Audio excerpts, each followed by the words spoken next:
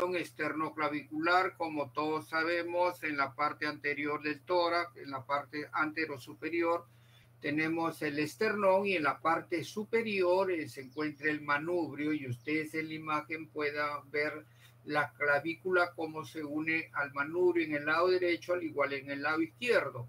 Entonces hay dos articulaciones esternoclavicular a la cual se denomina articulación esternoclavicular derecha y esternoclavicular izquierda.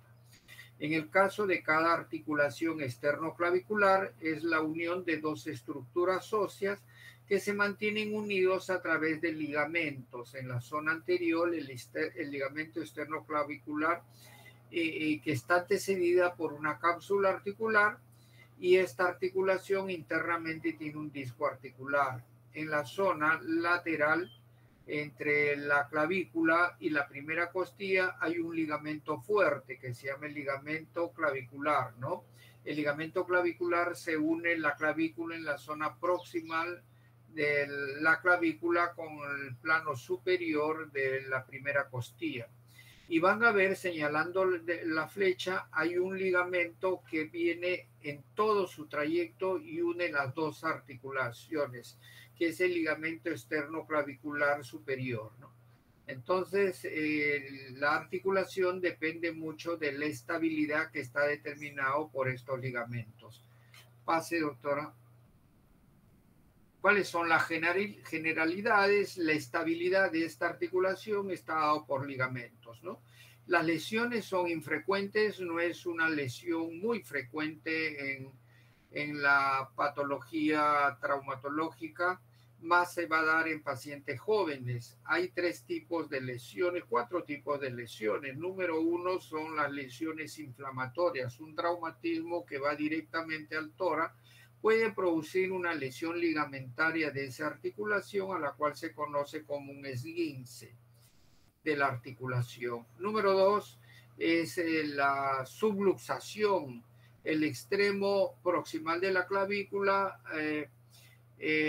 pierde consistencia, pierde relación con la superficie del manubrio esternal en forma parcial y se va a dar una subluxación de esa articulación, o también se puede dar la luxación de la articulación, que es la pérdida de la solución de continuidad del contacto superficial de ambas carillas articulares. La patología más frecuente dentro de las pocas patologías que se observa, pero una de las más frecuentes son las luxaciones esternoclavicular. Y esta luxación pueden ser de dos tipos, una anterior o una posterior. Y hay una cuarta patología que son las luxofracturas, que se ven en traumas severos que van a afectar la articulación no solamente en la ubicación de las superficies articulares, sino también van a producir fracturas próximas o incluidas dentro de esta articulación. Pase, doctora. ¿Cuáles son los mecanismos que producen estas lesiones? Generalmente son dos tipos de mecanismos. Hay un mecanismo directo, como se muestra en la foto, o hay un mecanismo indirecto, aquellas caídas que van directamente, el impacto es sobre el hombro. Cuando las fuerzas van de la zona anterior hacia la zona lateral del hombro, se producen las luxaciones anteriores. Y al inverso, cuando las fuerzas impactan en la zona posterior del hombro hacia la zona anterior, la luxación será una luxación posterior. Tratamiento, hay dos tipos de tratamiento: tratamiento incruento generalmente para las luxaciones anteriores y el tratamiento cruento para las luxaciones posteriores. Y luego vamos a ver cuáles son los tratamientos que más se manejan, ¿no? Pase, doctora. Aquí vemos un paciente que llega en la imagen del lado derecho, ¿no? Se ve una prominencia ósea en la zona del lado derecho, ¿no? La imagen derecha se ve en la articulación esternoclavicular derecha, se ve una prominencia ósea que eso ya lo podemos percibir a la inspección, obviamente a la palpación también lo vamos a percibir. Y en la otra imagen se ve una prominencia en la zona esternoclavicular del lado izquierdo. Pase, doctora. Esta es una luxación anterior. El paciente tuvo una caída golpeándose en la zona lateral del hombro e inmediatamente siente dolor en la zona de la articulación esternoclavicular derecha. Este paciente es colocado en cúbito dorsal en una camilla, la flecha roja se ve en la prominencia y luego el quimbase, la reducción, está haciendo una tracción lateral del miembro superior y a la vez una presión en la zona. Hay una presión digital para tratar de colocar la articulación en su lugar. Pase, doctora. Las imágenes radiográficas, en este caso, ayuda muy poco, pero se ve un discreto desnivel entre la superficie superior de la clavícula. El lado afectado se ve discretamente más elevado que el otro lado. Pase, doctora.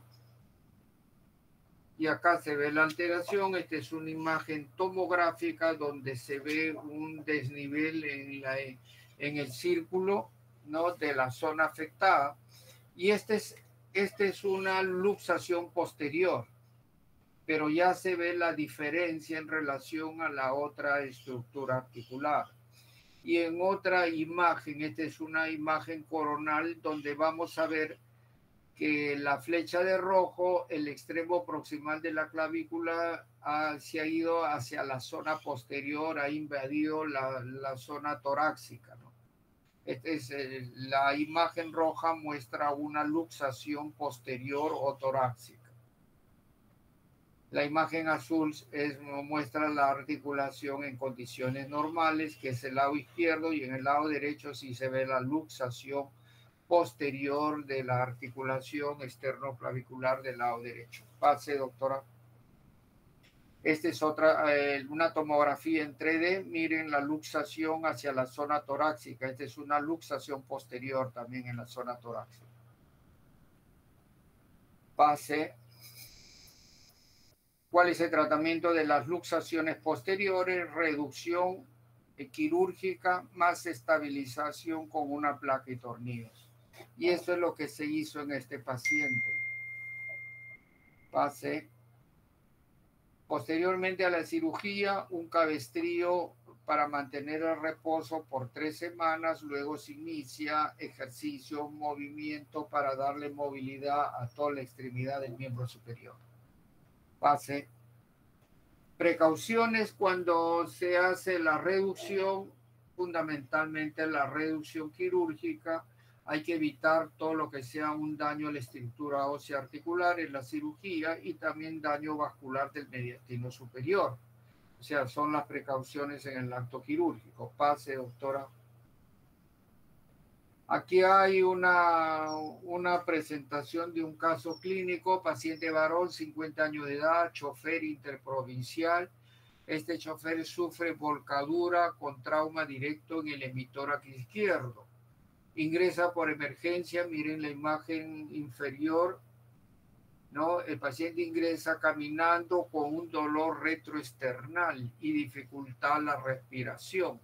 A la palpación se percibe un hundimiento, mientras que en la otra imagen de la luxación anterior se presentaba un bulto, una pseudotumoración en la parte torácica de la zona afectada.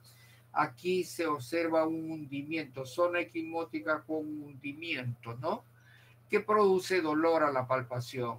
A este paciente se le indican analgésicos por vía intramuscular y se les solicitan estudios radiográficos. ¿Ya qué patología traumática clínicamente estamos sospechando? Estamos sospechando en una luxación esternoclavicular posterior o intratorácica por el hundimiento y el dolor, y más aún con la dificultad respiratoria, ¿no?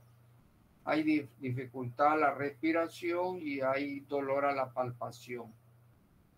¿Qué estudios radiológicos son importantes? En este caso siempre es importante una radiografía torácica basal, pero una tomografía nos va a ayudar muchísimo, como es en el caso de las siguientes imágenes, ¿no?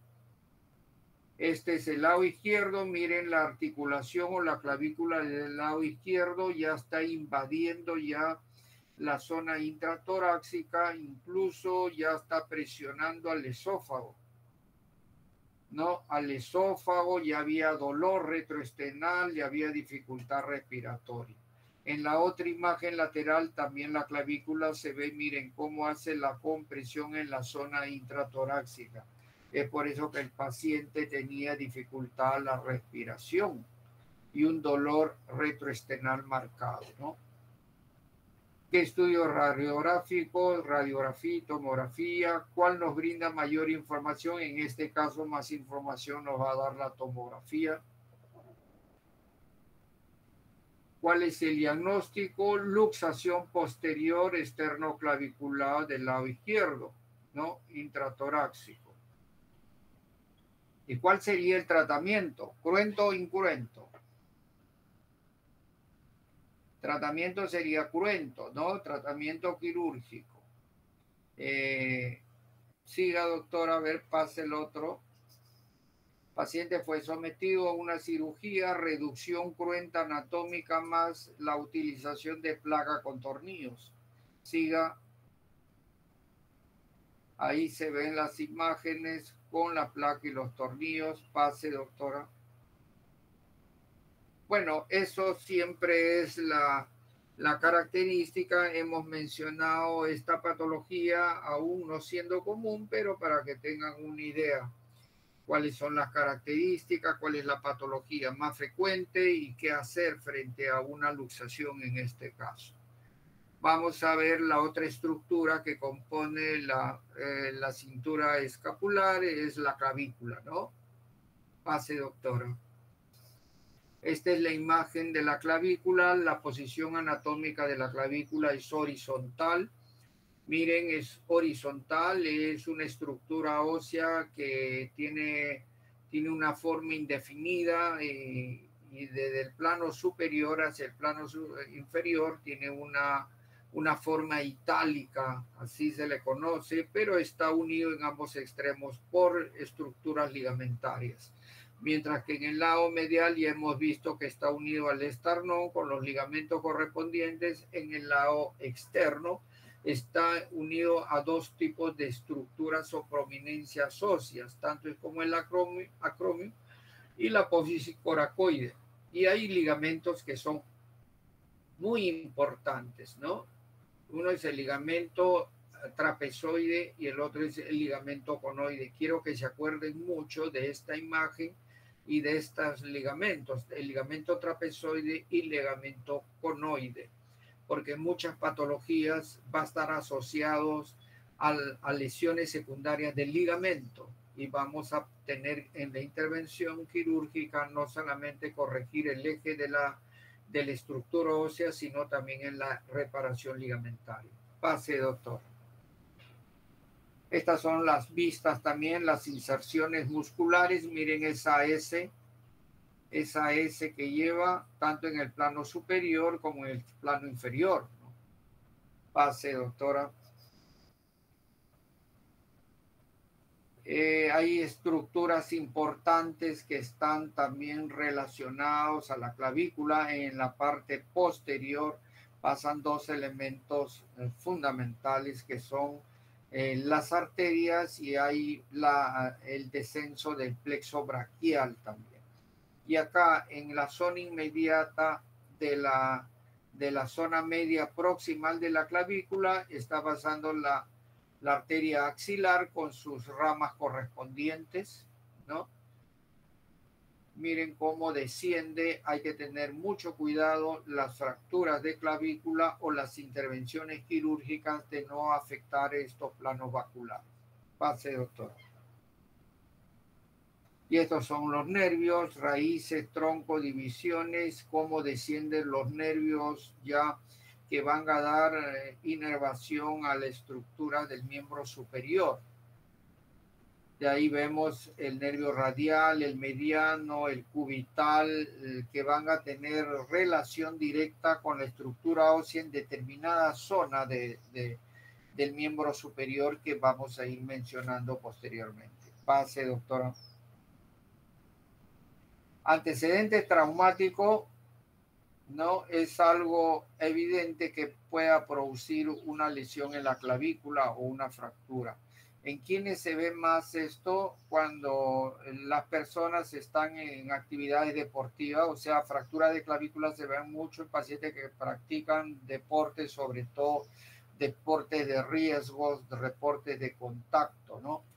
O también en caídas de altura, en accidentes automovilísticos y también en traumatismos que van en el impacto en la zona indirecta del hombro. Un trauma en el hombro puede generar una fractura de clavícula. No es lo común, pero también se observa mucho. Y después en proyectiles de arma de fuego, o sea, en fracturas expuestas también pueden afectar la clavícula. En conclusión, las fracturas de clavícula se producen por ambas vías, sea un mecanismo directo o un mecanismo indirecto. Pase, doctora. Miren, estas son las caídas, el golpe en el hombro, hacen un efecto de compresión y producen la fractura. Vean al otro ciclista que está sentado. Esta es una posición típica antálgica de un paciente con una fractura de clavícula. Siempre la mano puesta dirigida a la zona de la fractura, siempre el brazo con discreta abducción y la mirada orientada hacia la zona de la lesión. Pase. Miren, como si fuese algo típico, ¿no? ¿Cuáles son las características clínicas? Hay dolor, hay aumento de volumen, hay deformidad, hay zona equimótica, hay una movilidad. Muchos pacientes después del traumatismo sienten un pequeño crujido al leve movimiento y ellos mismos lo explican en la semana. Siento que suena cada vez que mueve el hombro. Eso se conoce como crepitaciones y lo característico, los pacientes con fractura de clavícula siempre mantienen una actitud antálgica. Pase. Al igual es un deportista, un futbolista, salta y cae golpeando el hombro, inmediatamente produce una pseudotumoración dolorosa en la zona clavicular. A la radiografía es lo que muestra la imagen radiográfica, fractura diaficiaria de clavícula. Pase. ¿Qué tenemos que evaluar en un paciente que sufre una caída con probable lesión o fractura de clavícula? Tenemos que evaluar cómo está la piel alrededor de la zona afectada. Hay que ver si existe la presencia de exposición ósea. Y también no descuidar la clínica neurovascular, ¿no? Entonces, pacientes con trastornos de alteración de sensibilidad o en su efecto pacientes pues que puedan tener una lesión vascular secundaria a la fractura. También se ven asociados a las fracturas de clavícula, fracturas de la primera, segunda, tercera costilla y consecuentemente van a afectar la zona pulmonar o la clínica pleuroparenquimal del paciente. Algunos vienen con dificultad respiratoria porque ha habido una compresión a nivel torácico superior que dificulta la respiración, ¿no? En conclusión, no solamente pensar y ir a la búsqueda de la fractura de clavícula, sino también observar todas las zonas aledañas, qué probables lesiones pueda tener ese paciente. Al igual, cuando vemos la radiografía, hay que ver no solamente la clavícula, sino las imágenes de los arcos costales. Hay que ver la articulación acromioclavicular, ¿no? Pudiera haber una luxación adicional. Pase, doctora. ¿Qué lesiones se asocian, como estuvimos hablando, a una fractura de clavícula? Se asocia una luxación esternoclavicular. Es la que en algún momento inicial hemos hablado de la luxación esternoclavicular. Puede asociar una luxación acromioclavicular, puede haber una luxación glenumeral, o sea, una luxación del hombro aparte de la fractura de clavícula. Puede haber un hombro flotante. ¿Qué significa un hombro flotante? Fracturas que están antes y después de la articulación próxima, como en este caso, fractura de clavícula y fractura de omóplato infraglenoideo. Hacen que la articulación tenga dos afectaciones, tanto proximal o posterior.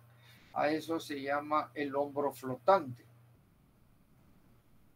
O adicionalmente puede tener fracturas en arcos costales. Hay que evaluar radiográficamente todos los arcos costales hasta descartar que todo marche bien.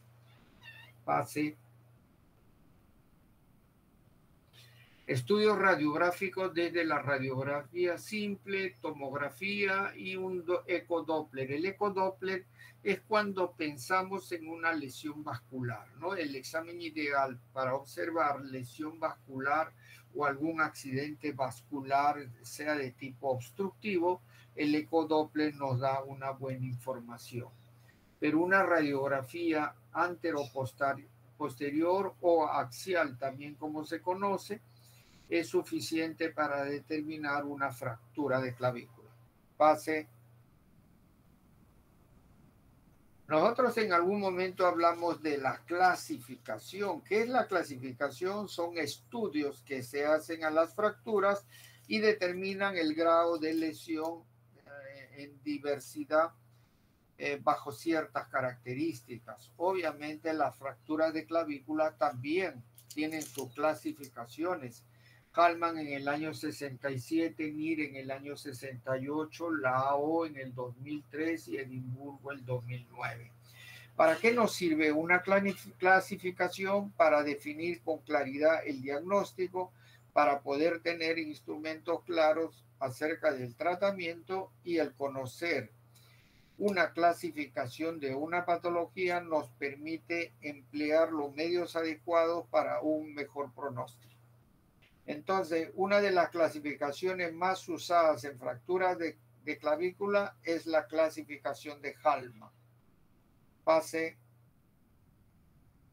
Hallman, para hacer su clasificación, divide la clavícula en 3 segmentos imaginarios iguales. Y al segmento más próximo al centro del cuerpo humano le llama el segmento medial o el segmento proximal. A la zona intermedia es el segmento diafisiario y a la zona o al tercio más alejado es el extremo lateral o el extremo distal. Tienen la misma nomenclatura, mientras que uno es distal y el otro es proximal. ¿Ya? Entonces, extremo medial, extremo distal. Y zona intermedia es la zona diafisiaria. O sea, Hallman basa su clasificación en la localización de la fractura. Pase. Clasificación de Hallman. Hallman establece en la imagen inferior 3 grupos. Grupo 1 en la zona media, grupo 2 en la zona externa o lateral y grupo 3 en la zona medial o zona proximal. ¿Por qué Hallman hace el 1 en el centro, el 2 en el distal y el 3? Lo hace porque son zonas de mayor frecuencia. Entonces, a las fracturas que se producen en la zona media diafisiaria, que ocupan el 85% de las fracturas, Hallman denomina el grupo 1, a lo que significa Hallman 1. En segundo lugar vienen las fracturas que suceden en el tercio lateral o tercio distal, que vendría a ser un 12%. A ese grupo le llama el grupo 2 o Hallman 2. Y al grupo 3 o Hallman 3 es la zona proximal en la cual se suceden el 3% de las fracturas de clavícula. Entonces, Hallman utiliza su clasificación de acuerdo a la localización y el porcentaje de producción de la fractura de clavícula. Esa es la clasificación y el fundamento de la clasificación de Hallman. Pase, doctora. Esta sería un Hallman 1, ¿no? Tercio medio diafisiario. fractura de clavícula Hallman 1. Pase. En la imagen superior es una Hallman 1, en la número 2 Hallman 1, en las 4 son Hallman 1, pero son fracturas con diversas características. En el caso 1 será Hallman 1 no desplazada, y en el caso 2 es una fractura Hallman 1 cabalgada, y en el 3 Hallman 1 con desplazamiento parcial, y en el Hallman 4 es en la imagen 4 es un Hallman 1 con desplazamiento mayor de 2-3 centímetros. Pase. En este caso, todas las fracturas son distales, lo que correspondería a decir Hallman 2. En la imagen 1, Hallman 2 no desplazado, en el otro Hallman 2 desplazado, en el otro Hallman 2 desplazado superior, y en el otro Hallman 2 parece que no está desplazado, ¿no? Pase. ¿Cuál es el tratamiento? El tratamiento de la fractura de clavícula tienen sus objetivos principales. Número uno, para tratar la fractura de clavícula debe de tener una buena estabilidad. ¿Cuál es el otro propósito como objetivo del tratamiento? Es que hagan una buena consolidación. Otro de los objetivos, tengo que evitar deformaciones. Luego, evitar complicaciones. Tengo que darle una movilidad temprana o precoz. Y tengo que restaurar la función de toda la zona en la cual intervenga la clavícula. O sea, son objetivos que uno tiene que tener en cuenta para poder realizar un tratamiento. Hay otro que significa considerar las expectativas del paciente. ¿Qué significa considerar expectativas del paciente? Que el paciente decide. Uno puede decir, usted puede operarse o debe, mire, sabe, yo no deseo la operación. Siempre es bueno escuchar la expectativa del paciente, el deseo del paciente, ¿no? Nosotros como cirujanos no podemos insistir. Podemos dar las explicaciones coherentes, beneficiosas para la persona, para el funcionamiento, pero no podemos insistir, tenemos que respetar la decisión del paciente. Para respetar la decisión del paciente, tendríamos nosotros que considerar cuáles son sus expectativas. Al final deciden no operarse, bueno, está bien, pues. Tendremos que someter un tratamiento incruento. Pase. Algunas de las posiciones, cómo debe de ir el paciente en la cama para una intervención quirúrgica. En el lado derecho, cuáles son los abordajes más usados. Verde es transclavicular, en azul punteados es supraclavicular y la línea roja es infraclavicular. La que más se usa es la supraclavicular y la transclavicular. La infraclavicular se usa muy poco. Pase. Bueno, hasta ahí nos quedamos, doctora. Ya el día de la clase ya lo veo un poco cansaditos. El día de la clase que corresponde continuamos con el tratamiento quirúrgico y de ahí ya avanzamos todo. ¿Está bien, doctora?